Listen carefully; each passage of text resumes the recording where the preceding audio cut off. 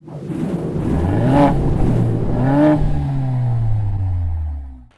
to the driver's seat. We're just outside of Nashville in Franklin, Tennessee, which has been the headquarters for Infiniti since they moved from California in 2006. And they've gone a long way to distinguish themselves from the Nissan brand. The Q50 is now in a mid-cycle refresh for the 2018 model year, and we're going to tell you what's new for 2018. But really the big story is the new naming convention, which we should start seeing in other Infiniti models as well. I actually used to work for Infiniti years ago and helped launch the i30.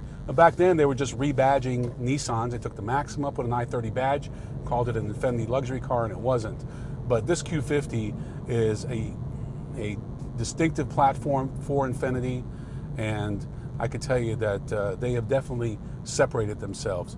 So what we have here for the 2018 Q50 is a mid-cycle refresh, and by now you should know that means front and rear fascia enhancements and some minor tweaks to the interior.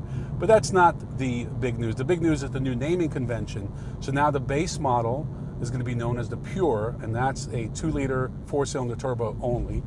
Then you have the Lux and Lux Sport. That'll be the 3-liter twin turbo with the 300 horsepower, and then the Red Sport will represent the 400 horsepower variant of the 3-liter twin turbo.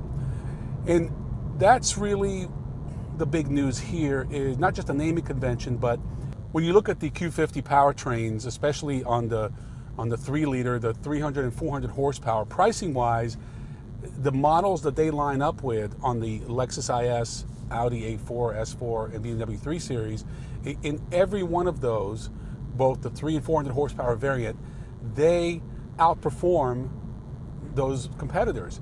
And that's the big story here, is that when you look at, dollar for dollar, you're going to get more bang for the buck with the Infiniti.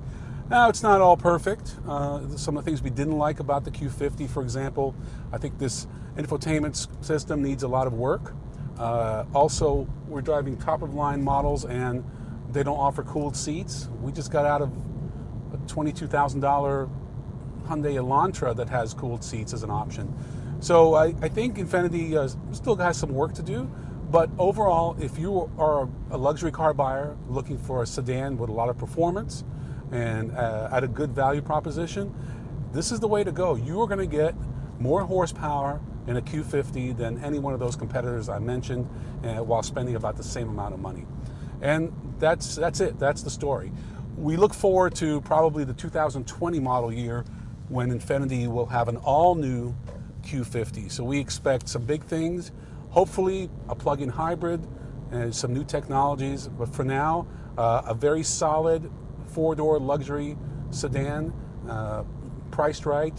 Well, there you have it, the 2018 Infiniti Q50 sedan. As you can see, they have kind of a value proposition, not a big price advantage over the competition, but a performance advantage, and that's really what Infiniti is striving for. I'm Ron Doran, thanks for watching. We'll see you next time on The Driver's Seat.